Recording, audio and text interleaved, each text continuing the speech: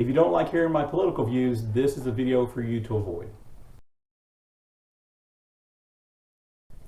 Hello and welcome back to Bookish. Today I wanted to talk about the issue of gender affirming care in the hopes that what I say might affect you to become more involved in your state to prevent the outlawing of gender affirming care. I was far too late here in Texas to do anything. I'm not sure my little voice would have made much of a difference, but I do regret not doing more. So in a sense, this is my appeal to you who live in states not run by fascist maniacs to pay attention and to really think your way through.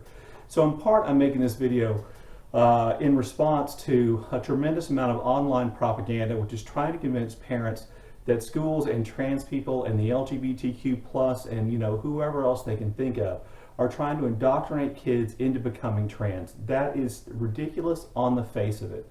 There are 90,000 plus public schools in the United States. There are probably somewhere around 5 million teachers in the United States, and they vary across the political spectrum. And there's no way that public schools are doing this, in part because public schools records are public. School board meetings are public. Curriculum is public. Lesson plans are public. You can go meet with principals and teachers. You can go do all these things. There is not some secret cabal out there to turn kids trans, which, by the way, isn't actually possible. Now, I'm not a scientist. I'm not a doctor. I'm not a statistician. I do my best to understand the science behind these things and the statistics I'm going to share with you, but please keep that in mind. And if you find mistakes in my math, please let me know down in the comments below. But the truth of the matter is that it is a scientifically accepted fact that gender affirming care improves the lives, improves the mental health of kids who identify as trans, okay, as kids who identify as non-binary. That gender affirming care reduces their suicidality, it reduces their tendency to self-harm, it reduces their depression, and that they emerge from it as adults in a much better mental space than they would have otherwise, assuming they survive to be adults, which is, by the way, also really important to understand. I'm basing that conclusion on an article that I found in Scientific America, which was originally published in 2022, published again in, I believe, May or March of this year, 2023. I'll leave a link to it down below so that you can read what it has to say. And in that article in Scientific America, it lays out the fact that all the major medical groups in the United States, all the professional organizations in the United States, from, let's see, I wrote down the list here, from the American Academy of Pediatrics, the American Academy of Child and Adolescent Psychology, the Endocrine Society, the American Medical Association, the American Association of Psychology, and the American Association of Psychiatrists, all believe that gender affirming care is key to helping kids who identify as trans, who, according to diagnosis, identify as having gender dysphoria. That's the official diagnosis, and that will be important again later. Whether or not that is a good way of describing it or not, that's what I'm talking about. And these organizations agree on a method, on steps on how these kids should be treated. There is a protocol that these organizations have agreed to. These organizations promote for dealing with kids who have gender dysphoria, who identify as trans or non-binary. And most of what that is counseling. The vast majority is counseling and discussing and supporting physicians and parents, supporting social transition. That is, maybe something as simple as just changing names. Maybe it involves changing the way they dress, but that's where it begins. Then only at 12 years old, or around the beginning of puberty, the actual date would depend on the kid. Only around that age would puberty blockers even be a possibility, okay, to prevent the hormones which do establish, our gender characteristics more directly, to prevent those from kicking in, to give the person time to decide, to work through these things in counseling, to figure out exactly how, who they are and who they want to be. That could take place only beginning around the age of 12, that you couldn't introduce hormone therapy until the age of 16, and that there would be no surgery, no bottom surgeries performed according to this protocol on anyone under the age of 18, and only mastectomies in extreme cases for transmasculine identifying kids at the age of 16 and up. So that, a lot of the things I see that right-wing parents seem to be repeating over and over again is that gender-affirming care results in the mutilation of children. We're talking about little kids when they're 3 having their genitals cut off.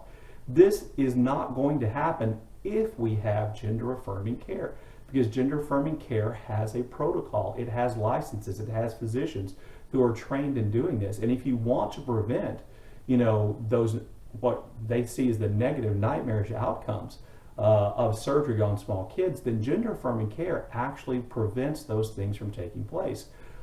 If we outlaw gender-affirming care, we're going to force kids, trans kids, and the parents of trans kids to seek out medical help from physicians who are not qualified, who are not trained, who may not follow the protocols, and there will undoubtedly be more nightmarish outcomes because of that. I'll get into the numbers here in just a minute, in just a little bit. But the idea that gender-affirming care always results in some kind of medical intervention is preposterous. It is not supported by the numbers. It is not supported by the medical establishment. If there are these surgeries and things going on, it is taking place by and large in this kind of unregulated medical world in which parents go to doctors who will do the things they want. There is no plan to allow surgery or medical transitioning to take place without parental consent.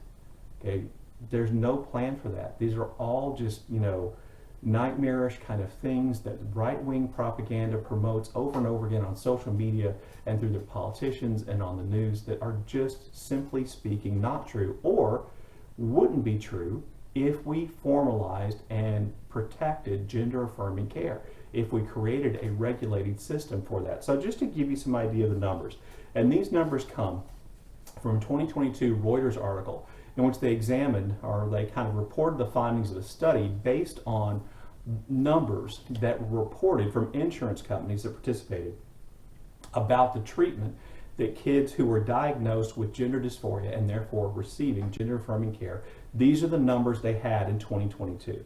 So in 2022, they did this survey and they counted up kids from 2017 to 2021.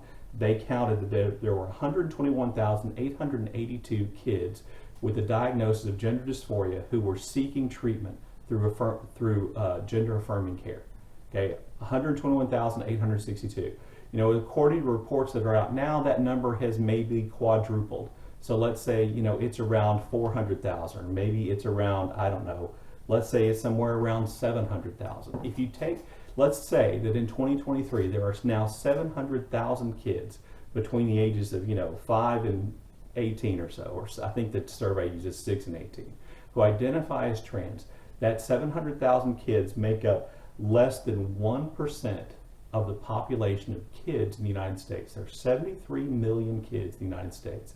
Even if we're at 700,000 kids now identifying as trans, we are talking about less than 1% of the population. We see a lot of headlines about the hysteria about how fast the trans or gender dysphoria is being diagnosed and how many more kids are identifying as trans, and lots of right-wing people want to convince you that being trans has just become trendy, and so, schools and all these people and media are making kids trans. This just isn't true. It isn't supported by the numbers. Literally 99.96% of kids do not identify as trans in the United States still. Okay, and certainly with this transphobic hate backlash going on, the numbers I suspect will go down, which probably means the right-wing psychopaths are going to get their way. But there are 121,882 kids in 2021 over that 4-year survey from 2017 to 2021 who were receiving gender-affirming care with a diagnosis of gender dysphoria. Of that number, 4,708 were receiving puberty blockers. That's 3%. Only 3% of the kids who are in gender-affirming care with a diagnosis of gender dysphoria were receiving puberty blockers. We look at hormone therapy. 14,726 of those kids were receiving hormone therapy. Assume that is probably following gender-affirming care guidelines. That would mean 16 and up, but there are probably some kids younger than that receiving those hormones as well. That 14,726 is 12% of the identified gender dysphoria kids receiving gender-affirming care.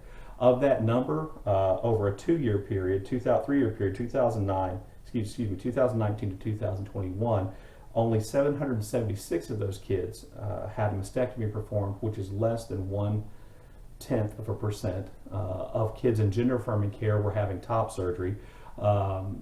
According to guidelines of gender affirming care, bottom surgery should never be performed on anyone under the age of 18, but they did record in the Reuters article 56 examples of genital change surgery taking place among those 121,862 kids, which is, you know, a fraction of a fraction of a fraction of a tenth of a percent probably.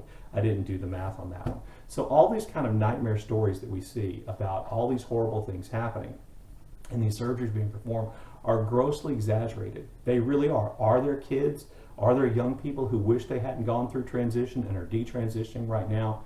Yes. You know, all the surveys I've seen, the amalgamation of the surveys suggest that that's probably less than 2% of all trans people who go through some kind of medical transition regret that decision at some point in their life, but they're definitely out there. And I've got news for you. The trans community supports their detransition. They just do. So these kind of nightmare ideas that this is being forced on kids and that kids are being mutilated are not supported by the numbers. Now, some people are going to say, well, even one is too many. Even one child is too many. You know, I find it ironic these people don't find the same thing be true when it comes to guns or gun locks or school shootings or, you know, banning sales of AR-15 type weapons. They don't care about the one kid there, but only in this situation. But here is the truth about public policy and government, and this is something that we have lost our minds about. You are never going to create a public policy, a government regulation, a rule or a law that works perfectly, that doesn't end up with, you know, rare people being harmed by it. The same thing is true with vaccines, is true of gender affirming care. We have to make policy based on what the best outcome for the largest number of people are. You know, government policy is not, you know, pinpoint precision, laser precision, targeting and solving problems. It is trying to solve the problems for the biggest number of people in the best possible way. And I think certainly gender affirming care is that. I look forward to your comments in the comment section below, and as always, thank you for watching.